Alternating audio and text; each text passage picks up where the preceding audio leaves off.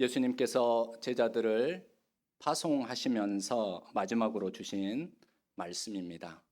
그래서 학자들은 마태복음 10장 말씀을 일컬어서 파송 설교장이다라고 이야기합니다. 교회는 하나님 나라의 전초 기지입니다. 남성 교우들께서는 군 생활을 해 보셔서 대부분 아실 것입니다. 또 오늘날 자녀들을 군대에 보내놓고 나셔서 또 군 생활이 어떻게 돌아가는지 또 아실 것입니다. 특별히 적진에 가장 가까운 곳에 세워진 기지가 바로 전초 기지입니다. 가장 위험하기 때문에 또 위험 수위가 높기 때문에 생명 수당도 주는 곳입니다. 그만큼 중요하다라는 것입니다. 전쟁이 일어나면은 거기에서 어떻게 하느냐에 따라서 승패가 좌우될 수가 있습니다. 마찬가지로 교회를 하나님 나라의 전초 기지다라고 이렇게 말하는 이유가 있지 않겠습니까? 그만큼 교회를 통하여서 하나님의 나라가 확장되느냐, 하나님의 뜻이 이루어지느냐, 지지 않느냐라는 것을 결정할 수 있다라는 것입니다. 성도는 이렇게 하나님 나라 전초 기지인 교회에서 함께 모여서 바로 하나님 나라 백성으로서 세상 속에 파송받은 하나님 나라 백성들이 성도들입니다. 그렇기 때문에 우리는 단순히 교회 안에서만 신앙생활하는 사람들이 아닙니다.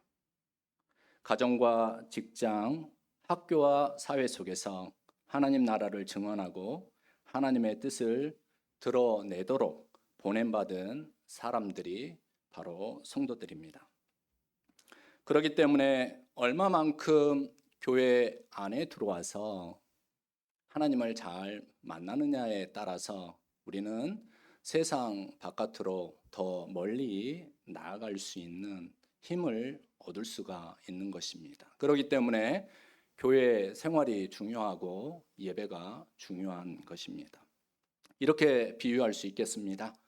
고무줄을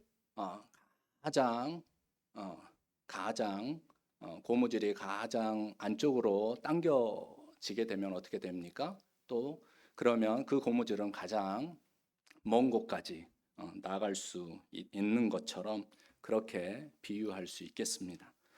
그러나 교회로부터 주 예수 그리스도의 이름으로 파송받은 하나님 나라 백성들이 살아갈 세상은 결코 만만하지가 않습니다. 진리보다 거짓이 더 크게 들리고 또 직면해야 하고 사랑보다 미움이 더 강하게 역사하는 것처럼 보이고 믿음보다 불신이 신뢰보다 불신이 더 넓게 퍼져 있는 것처럼 보이는 곳이 바로 세상입니다. 그런 세상 속에서 신앙생활을 하다 보면은 많은 생각이 들 것입니다. 우리 장로님 표현하시는 것처럼 어쩌다가 그리스도인이 되어가지고 그것입니다. 내가 이렇게 애쓰는 것이 무슨 의미가 있을까? 나 하나가 이런 자리를 지킨다고 해서 과연 세상은 달라질 수 있는 것인가? 그리고 내 수고를 하나님께서 정말 알고 계실까? 복음을 위해서 살아가는 것이 과연 가치 있는 일일까? 오늘 본문 말씀은 바로 그러한 성도들에게 주시는 주님의 위로가 묻어나는 말씀입니다. 본문은 세상에서 박해와 거절을 경험해야 할 제자들을 향하여서 낙심하지 않도록 하나님께서 반드시 기억하고 상을 예비하고 계신다라는 약속이므로 사랑하는 여러분, 이 본문 말씀을 우리가 함께 나눌 때 세 가지 의미에서 위로와 또 격려를 받으셨으면 좋겠습니다. 첫 번째로 우리는 주님께서 보내신 자, 주님께 보냄받은 존귀한 사람들임을 기억하며 살아야 하겠습니다. 본문 40절 말씀을 다시 한번 우리가 읽어보겠습니다.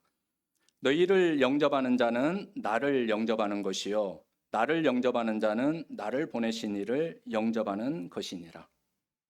여러분, 이 말씀을 깊이 묵상해 보시기 바랍니다. 실은 너무 익숙한 말씀이기 때문에 놀라지 않으시는데요. 놀라운 말씀입니다. 예수님은 제자들을 향하여 너희를 영접하는 자는 누구를 영접하는 자라고 했습니까? 나를 영접한다. 예수 그리스도를 영접하는 사람이다. 그리고 예수 그리스도를 영접하는 자는 나를 보내신 이 하나님 아버지를 영접하는 것이라고 말씀하셨습니다. 이것은 단순한 비유가 아닙니다.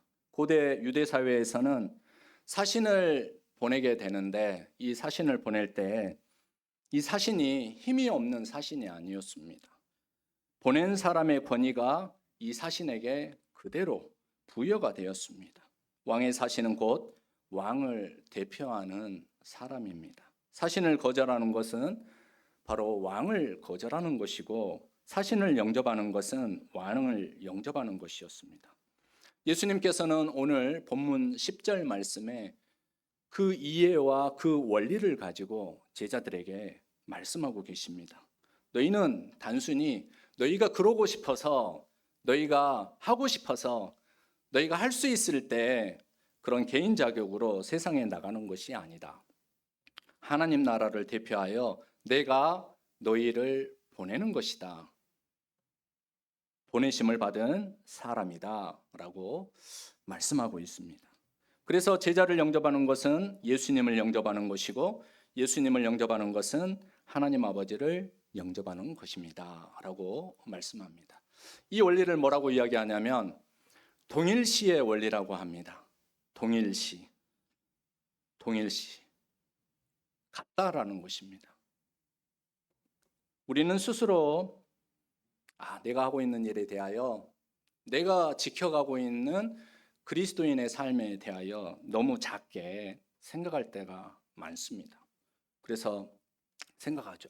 이거 하나 해가지고 아니야. 나는 세상에서 별로 영향력 없는 사람이야. 나는 별로 중요한 사람이 아니야. 내가 주님의 능력을 드러내기에는 너무 역부족이야. 나는 가진 것도 없고 능력도 없고 힘도 없고 말주변도 없는데 이렇게 너무 스스로를 작게 생각할 때가 참으로 많습니다. 그러나 예수님은 그렇게 말씀하지 않으셨습니다. 당신은 내가 보낸 사람입니다. 당신은 주 예수 그리스도의 이름으로 보냄을 받은 사람입니다. 당신은 주님을 대신하여 세상에 나아간 사람입니다. 당신은 주 예수 그리스도를 대신하여 거기에서 하나님의 영광을 위하여 사는 사람입니다. 당신을 통하여 내가 일하고 있습니다 라고 말하고 계십니다. 여러분, 모세를 생각해 보시기 바랍니다. 또 에레미야도 그리고 기드온도 자기의 능력과 자기의 배경이 별로 좋지 않고 또 어리다고 유약하다고 이야기했습니다. 그러나 하나님께서 그들을 보내시고 그들 위해 역사하실 때 하나님은 그들을 통하여 영광을 드러내셨습니다. 오늘 우리도 마찬가지입니다. 우리가 가는 것이 아니라 바로 우리의 능력으로 하는 것이 아니라 하나님께서 주 예수 그리스도의 이름으로 우리에게 부여해 주신 권위와 능력으로 주님의 일을 하는 것입니다. 그렇기 때문에 성도 여러분, 우리가 살아가고 있는 우리의 삶의 자리는 그냥 묻혀질 곳이 아닙니다. 거기에서 우리는 하나님의 뜻과 계획이 있음을, 우리를 통하여 만들어 나가시는 하나님 나라의 계획이 있음을 우리는 확신해야 할 것입니다. 하나님께서 보내셨으므로 그러므로 우리는 두려워하거나 우리의 연약함을 볼 것이 아니라 바로 주님이 우리를 보내셨다라고 하는 그러한 권위와 그리고 존엄한 그러한 마음을 가지고 우리의 삶 가운데 거룩하게 살아가기 위하여 최선을 다해야 할 것입니다. 왜입니까? 우리를 보내신 분이 바로 우리 주 예수 그리스도이시기 때문입니다. 두 번째로 본문 말씀을 통하여 우리는 우리의 작은 섬김을 주님께서 결코 잊지 않고 계시다. 기억하고 계시다. 관심 갖고 계시다. 보고 계시다라는 것을 여러분 기억해야 합니다. 41절, 42절 말씀 다시 함께 읽어보시도록 하겠습니다. 선지자의 이름으로 선지자를 영접하는 자는 선지자의 상을 받을 것이요 의인의 이름으로 의인을 영접하는 자는 의인의 상을 받을 것이요 또 누구든지 제자의 이름으로 이 작은 자 중 하나에게 냉수 한 그릇이라도 주는 자는 내가 진실로 너희에게 이르노니 그 사람이 결단코 상을 잃지 아니하리라 하시니라. 예수님께서는 제자들을 세상에 보내시면서 그들이 경험하게 될 현실을 실은 염려하고 계셨습니다. 그리고 그 현실 가운데 제자들의 삶을 기도하시면서 깊이 생각하고 계셨습니다. 어떤 사람은 제자들을 통하여 복음을 만나게 될 것이고 또 어떤 사람들은 거절하면서 오히려 제자들을 핍박할 것이고 또 어떤 사람들은 제자들을 환영한 반면에 또 어떤 사람들은 제자들을 애먹이는 사람도 있을 것이다 라고 이야기하십니다. 그런데 주님은 여기에서 놀라운 약속을 하십니다. 선지자를 선지자로 알고 영접하는 사람은 선지자의 상을 받게 될 것이다. 의인을 의인으로 알고 영접하는 사람은 의인의 상을 받게 될 것이다. 여기에서 말하는 상이라고 하는 것은 물질적인 보상을 이야기하는 것이 아닙니다. 하나님 나라에 참여하는 은혜와 축복이 그 사람에게 있게 될 것이다. 또한 하나님께서 자신의 사역에 동참한 사람들을 결코 잊지 아니하시며 그들의 참여를 자신의 일에 참여한 쪽으로 인정하신다라는 의미가 담겨 있습니다. 여기서 중요한 것은 크고 대단한 일이 아닙니다. 주님은 작은 자에게 하는 냉수 한 그릇, 작은 돌봄을 말씀하고 계십니다.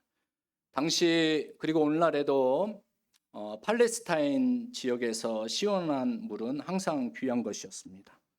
그런데 이 시원한 물을 한 잔 제공한다고 하여서 엄청나게 큰 희생이 필요한 것도 아닙니다. 누구나 할 수 있는 작은 섬김을 누구나 그 삶 가운데 배어 있는 작은 섬김을 이야기하는 것입니다. 주님은 일부러 가장 작은 섬김의 예를 드셨던 것입니다. 왜입니까? 하나님의 나라는 작은 자에게 베푸는 작은 일을 통하여 이루어진다라는 것입니다. 여기에서 또 하나의 동일시가 있습니다. 예수님께서는 보내는 자를 동일하게 여긴 것과 동시에 작은 자를 자기 자신처럼 생각하고 여겼다라는 것입니다. 여러분, 우리가 신앙생활하다 보면은 큰 것에, 대단한 것에, 그리고 엄청난 어떤 일에 집중하여서 그것을 통하여 하나님의 일이 이루어진다라고 이야기합니다. 그러나 하나님께서는 언제나 다르게 보고 계시다라는 것입니다. 그 흔적이 어디에 묻어 있습니까? 실은 예수님의 말씀과 삶 가운데 있지 않습니까? 예수님이 어디 큰 이야기를 하셨습니까? 예수님의 말씀을 곰곰이 묵상해 보고 들여다보면은 예수님께서는 작고 세미하고 그리고 또 세밀하게 다루어져야 하는 그 일들에 대하여 이야기하고 있는 것입니다. 군중을 바라보면서 이야기하셨지만 그 가운데에서 작은 자가 어떻게 받아들여지고 있는지에 대하여 더 많은 시간과 공간을 통하여 기록된 말씀을 통하여 우리에게 말씀하는 것을 알 수가 있습니다. 그렇기 때문에 어떤 일을 할 때 물론 큰 일도 해야 되겠죠. 하지 말라는 이야기가 아닙니다. 그러나 작은 일을 어떻게 하는지 들여다보면은 큰 일도 어떻게 할 수 있겠다라는 것을 알 수 있지 않습니까? 작은 것을 맡겨 놓고 작은 일에 충성한 자에게 큰 것을 맡기시는 하나님의 원리에 대하여 우리도 생각해 볼 때, 또 들여다볼 때, 그 말씀을 들을 때 하나님께서 어떠한 마음으로 하나님 나라 사역을 예수님께 맡기셨는지를 알 수가 있습니다. 어떠한 마음으로 행하였는가? 또 특별히 누구를 위하여 행하였는가? 그리고 사랑하는 마음으로 행하였는가? 이것을 중요하게 여기신다라는 것입니다. 그렇기 때문에 하나님께서는 보이지 않는 곳에서 아무도 알아주지 않는 헌신을 아시는 분이시고, 또 몸이 불편하고 어려운 상황과 환경 가운데에서도 마음을 지키며 예배 자리를 지키는 그 충성된 마음을 들여다보시고, 또 경제적으로도 힘들고 어려운 상황 가운데에서도 늘 모든 것이 하나님으로부터 왔습니다 라는 것을 기억하며 살아가는 사람들의 헌신과 예물을 기쁘게 생각하신다라는 것입니다. 성도 여러분, 혹시 내가 하는 일이 무슨 의미가 있을까? 내가 드리는 것이 과연 도움이 될까라고 후퇴하신 적이 있습니까? 그러나 주님의 대답이 여기 있습니다. 주님 말씀하십니다. 결단코 상을 잃지 아니하리라. 원문에는 매우 강한 부정이 사용이 되었습니다. 절대로 잊지 않을 것이다. 잃지 않을 것이다. 반드시 내가 기억할 것이다. 사람도 교회도 잊어버릴 수가 있습니다. 그리고 묻힐 수도 있습니다. 그러나 하나님은 결코 잊지 아니하신다 말씀하십니다.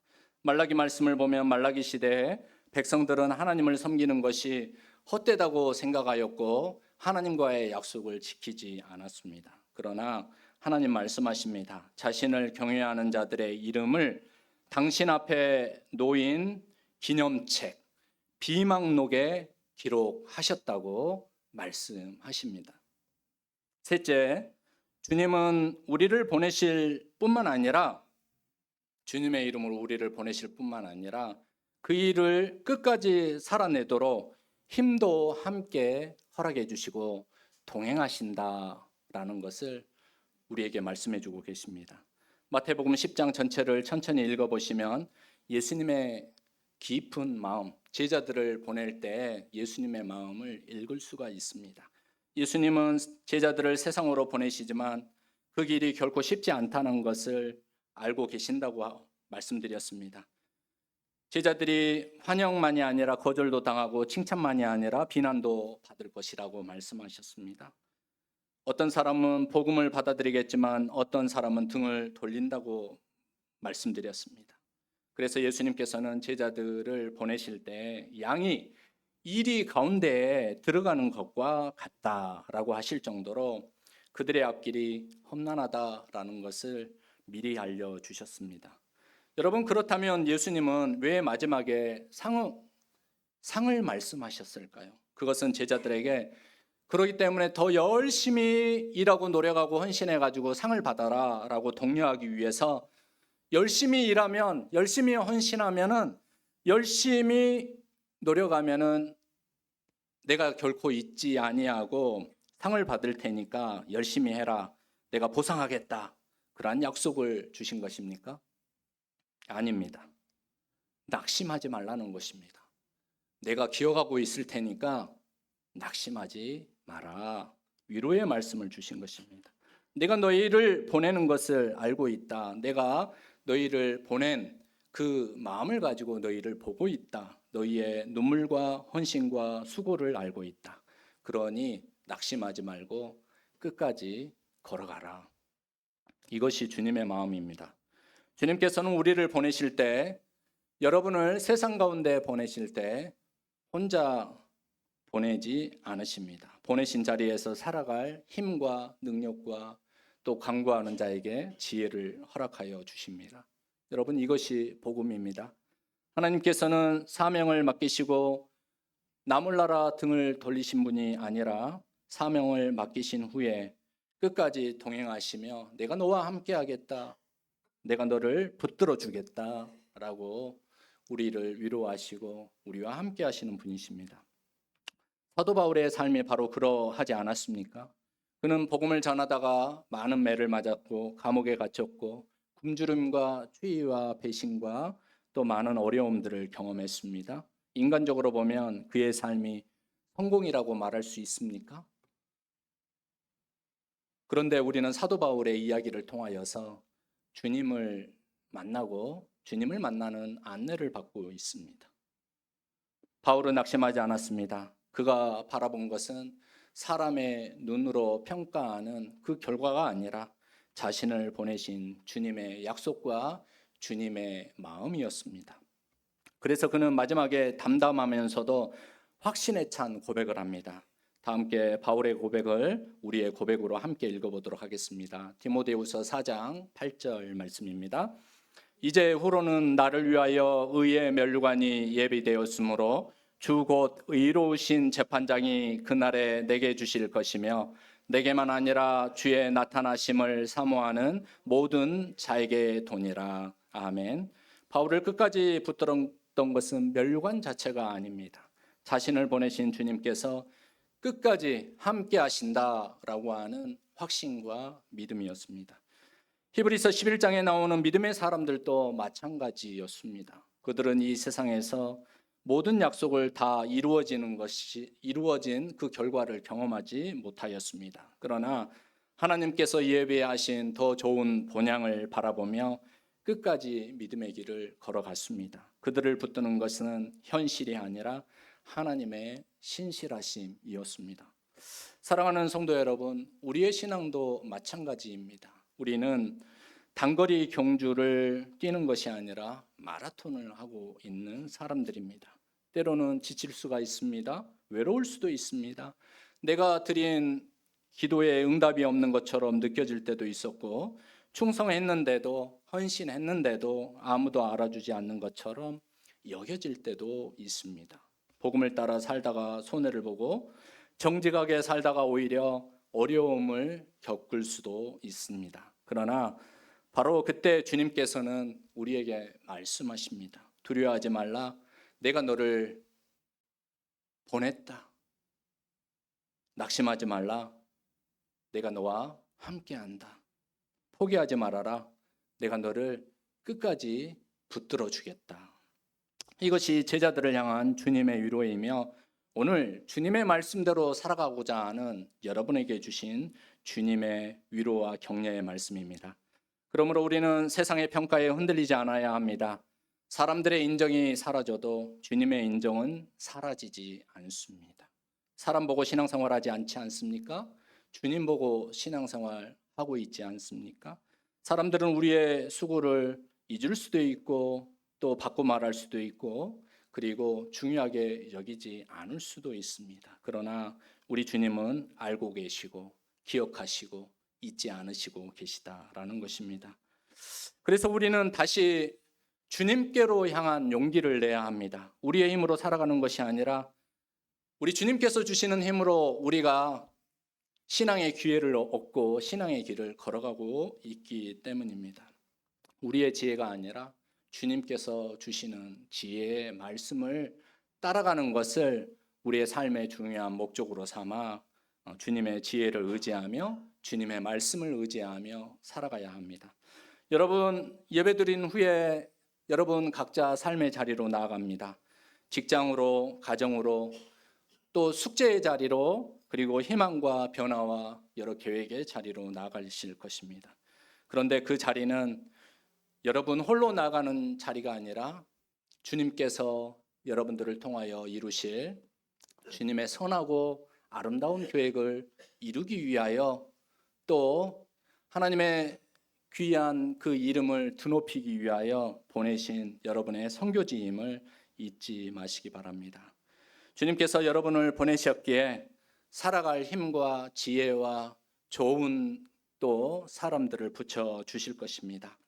거기에서 여러분들이 하는 작고 또 세밀한 그리고 이야기와 그리고 여러 일들을 통하여 우리 주님 영광 받으시기를 원하십니다. 마지막 날에 잘하였다 착하고 충성된 종아, 내가 작은 일에 충성하였으므로 더 크고 놀라운 일에 내 잔치에 너를 초청할 것이다 라고 하는 주님의 약속의 말씀이 여러분 앞에 있으시기를 주 예수 그리스도의 이름으로 축복합니다. 함께 기도하겠습니다. 주님, 우리를 세상으로 보내신 우리 주님의 부르심에 우리가 아멘으로 순종하게 하시고 주님의 이름으로 나아가는 세상에서 살아가는 우리의 삶의 자리에 하나님의 나라가 임할 수 있도록 하나님 최선을 다하여 살아가는 우리의 삶이 되게 하여 주시옵소서. 주님 주신 사랑과 주님 주신 힘과 주님 주신 지혜로 말미암아 아버지 일에 동참하는 영광 가운데 우리에게 거하게 하셨사오니 우리가 주님의 자녀로 하나님 온전히 살아가다가 또 다시 주님 앞에 설 때 주님의 이름을 찬양할 수 있는 우리의 삶이 되게 하여 주시옵소서. 예수님의 이름으로 기도합니다. 아멘. 다 함께 찬송가 323장으로 하나님께 찬양 드리겠습니다. 마지막 절에 하나님 앞에 봉헌 예물을 드리겠습니다.